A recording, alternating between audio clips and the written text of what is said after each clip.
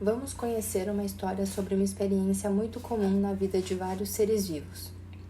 Enfrentar repetidas vezes o mesmo tipo de conflito, quase como um bullying contínuo.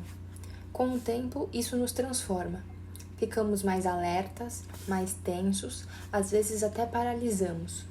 E isso não acontece só com pessoas. Os animais também sentem os impactos dessas experiências. Um grupo de pesquisadores resolveu investigar exatamente isso usando um peixe africano chamado Astatotilapia burtoni. A pergunta deles era pertinente. Como o cérebro e o comportamento mudam quando o indivíduo sofre derrotas sociais repetidas? Esses peixes vivem em sociedades bem estruturadas. Machos dominantes definem territórios cheios de recursos. Machos subordinados não têm território e evitam confrontos sempre que podem. Mas, quando o macho menor entra no território de um macho dominante, ele quase sempre perde. E é aqui que começa o experimento. Os cientistas colocaram machos menores dentro dos territórios que não eram deles, territórios defendidos por machos maiores. Esses encontros duravam 30 minutos e aconteciam durante 4 dias seguidos, ou seja, 4 dias consecutivos de derrota social, 4 dias de bullying territorial. Depois dessa sequência, os peixes passavam 4 dias em descanso. E então, no 9º dia, cada um enfrentava um agressor totalmente novo, em um território novo. Esse momento final era o teste. Será que o peixe tinha se recuperado? Ou será que ainda estava preso ao impacto das derrotas anteriores? Durante as primeiras disputas, todos exibiam 2 comportamentos principais. Um deles é o buscar, nadar, explorar, tentar se afastar do agressor. O outro é o congelar, ficar completamente imóvel, uma resposta defensiva automática. Com o bullying repetido, todos começaram a congelar mais. Mas, quando enfrentaram o agressor novo, algo impressionante aconteceu. Uma parte dos peixes se recuperou. Eles voltaram a combinar, buscar e congelar, reagindo ao momento presente. A esses chamamos de resilientes. A outra parte não se recuperou. Mesmo diante de um agressor novo, esses peixes quase só congelavam. Era como se estivessem vivendo a mesma derrota de antes. Esses são suscetíveis. E aqui está algo muito curioso. Cerca de 1/3 dos peixes ficou suscetível. Para entender o que estava acontecendo dentro do cérebro desses animais, os cientistas analisaram uma proteína chamada PS6.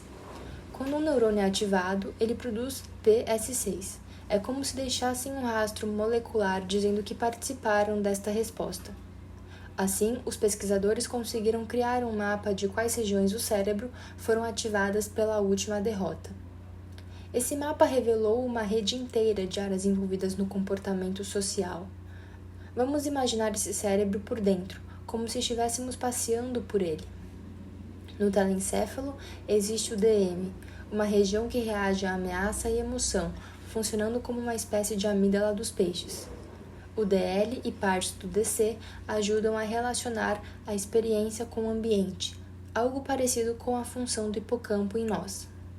Mais abaixo, as regiões ventrais como VV, VD e VC interpretam hierarquia social, motivação e o significado emocional de cada interação. E todas essas informações convergem para uma área essencial, a área pré-óptica, especialmente o núcleo pré-óptico parvocelular. É como um centro de comando. Ele combina sinais hormonais, sociais e internos para decidir qual comportamento será gerado. E essas regiões não funcionam sozinhas. Elas se conversam, se sincronizam, e é justamente nessa conversa interna que a diferença entre resiliência e vulnerabilidade aparece. Agora, aqui vem uma descoberta surpreendente. Os níveis de cortisol, o principal hormônio do estresse, eram praticamente iguais entre os resilientes e os suscetíveis. Ou seja, não foi o corpo que fez a diferença. Todos sentiram o estresse da mesma maneira. A diferença não estava na quantidade de estresse, mas sim em como o cérebro reagiu ao estresse. E o PS6 revelou algo essencial. Nenhuma área individual do cérebro estava mais ativa em um grupo ou outro. O que mudava era a forma como essas áreas estavam conectadas. Nos peixes resilientes, o cérebro formava uma rede organizada, com poucas regiões trabalhando juntas de maneira eficiente, como uma conversa clara.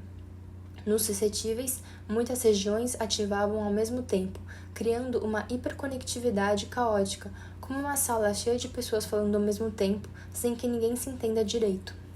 E o bullying social não alterou apenas o comportamento, ele mudou a organização da rede neural, ele reorganizou as comunicações internas do cérebro. E essa reorganização, e não simplesmente o cortisol, é o que determina quem se recupera e quem permanece preso ao medo. No fim, esse estudo revela que experiências sociais repetidas podem deixar marcas profundas, e isso ajuda a entender como o estresse social atua no comportamento e no cérebro em diferentes espécies.